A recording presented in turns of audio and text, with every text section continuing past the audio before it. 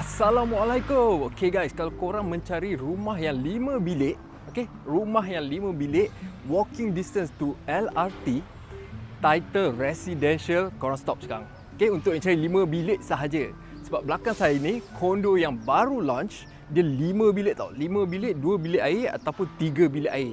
Dan yang paling best, dia adalah fully residential dan 500 meter sahaja walking distance to LRT. Okay, sekarang kita dah stage, dia dah siap parking. So tak lama lagi akan start stage rumah lah. So kita target dalam lebih kurang lagi 3 hingga 4 tahun akan siap. So area sini kalau korang boleh tengok, kebanyakannya adalah low rise. Belah sana adalah PV11, KL East Mall belah sana, LRT belah sana. Tepi ni adalah landed house. So hari ni aku nak bawa korang tengok berapa lama kalau jalan daripada sini nak pergi ke LRT, berapa minit. So daripada kondo ni, dia ada jalan yang berbumbung untuk ke LRT terus. So jalan ni berbumbung, hujan ke, panas ke, korang tak payah risau. Okay, selamat, lampu pun ada. And area sini banyak landed houses. Okay, dia tak sunyi, selamat lah untuk semua jalan. Hujan ke, panas ke, no problem. Kat sini. And then keliling adalah landed houses. So unblock lah korang punya view. Belah-belah mana pun tak ada masalah. Dia tak block. Sebab keliling korang adalah landed houses sahaja. Yang bestnya, dia 5 bilik lah.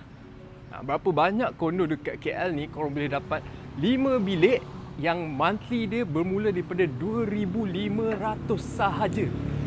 2,500 sebulan. Sangat murah kan? Biasanya kalau 2,500 ni, kalau area Wangsa Maju, Setapak, Melawati ni boleh dapat 3 bilik 850 square feet. Kat sini korang boleh dapat 1,300 square feet, 5 bilik, 2 ataupun 3 bilik air. Ni saya tengah jalan. Kita tengoklah berapa lama untuk sampai ke LRT.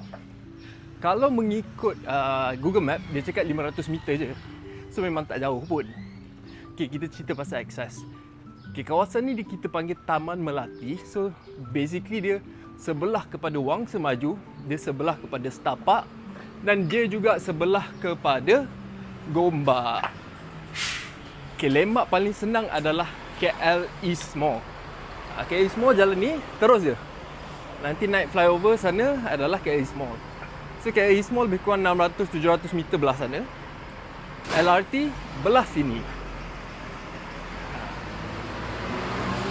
So area sini dia tak sesak macam area Danau Kota. Sebab area sini lebih kepada residential area. Nampak banyak orang jalan kaki pergi kerja, balik kerja.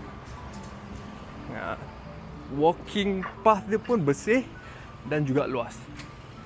So ni tandanya di BKL jaga area sini lah. You tengok dia punya bumbung pun tak ada yang bocor ke apa. Tak tahulah sebab tak hujan kan. Tapi daripada pandangan luar ni okey sahaja, kemas, bersih dan selamatlah. Nampak perempuan banyak jalan seorang pun no problem. Dia bukannya kawasan yang orang kata banyak orang duduk tepi jalan ke apa, tak ada. Sebab residential area kan. And then area sini pun under kawalan DBKL.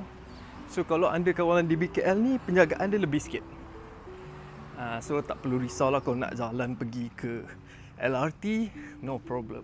So LRT ni kita panggil LRT Kelana Jaya Line, di mana ni Taman Melati nama LRT ni. Satu je stesen ke belakang. Sebelum tu nampak tu. Nampak tak? Rapid on demand. Let's say korang malas nak jalan, order je lah rapid on demand tu. Sekali naik RM2. So satu hari kalau pakai rapid on demand tu RM4. Kalau pakai yang dia punya pass tu lagi murah lah. Kalau tak nak jalan lah, kalau nak exercise sikit, nak cukupkan steps, jalan je lah. Kalau mengikut maps tu dia kata 8 minit je. Sekarang ni berapa minit saya pun tak sure. Nampak ramai orang berjalan. Student pun ada, orang bekerja pun ada. Sekarang ni lebih kurang pukul 4.50. So traffic pun tak crowded lagi area sini. Tapi area sini pun memang tak akan crowded sangat. Sebab yang jam usually MR2 belakang sana. Dan belakang ni you boleh terus pergi ke Gombak. Kalau belok kiri, you boleh pergi ke Wangsa Maju. Kalau you dekat traffic light, you belok ke terus dari traffic light tu maknanya ke kanan lah. You akan pergi ke Danau Kota. Danau Kota. So kat sini akses dia sangat mudah. Nak pergi pantai timur, masuk je ke belah sana. Boleh masuk ke LPT. Kalau nak ke KL, ke kiri. Ikut jalan dalam boleh, ikut highway pun boleh. Sebab sini boleh terus masuk SPE. Highway baru SPE tu, korang naik, dia boleh turun direct dekat depan. Bukan depan lah, dekat dengan TRX. Ataupun nak ke selatan. Sini area dia. Banyak orang jalan. Bersih pun bersih.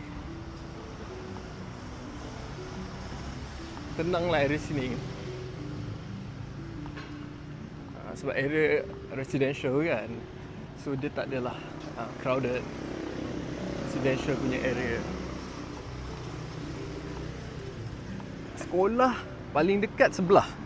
Ada sekolah rendah. Betul-betul sebelah kondo tu, sekolah rendah. So kalau korang ada anak kecil ataupun planning nak ada family, tak payah risau. Biasanya parent nak kena fikir alamak sekolah mana nak kena hantar dulu before pergi kerja. Ni tak ada, sebelah je. Maknanya korang nak turun tu, hantar anak, lepas tu terus jalan pergi kerja. Kan? Ni dah sampai dah. Nampak? Kalau video saya ni baru 7 minit. Awal-awal tadi saya dah sembang.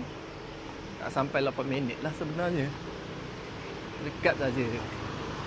Ni about location lah. Okay, enough talk about location. Jom saya cerita pasal projek. Okay, dia ada 5 bilik. Dia ada 2 jenis. 1,300. Dua-dua 1,300. Perbezaan dia ada sikit.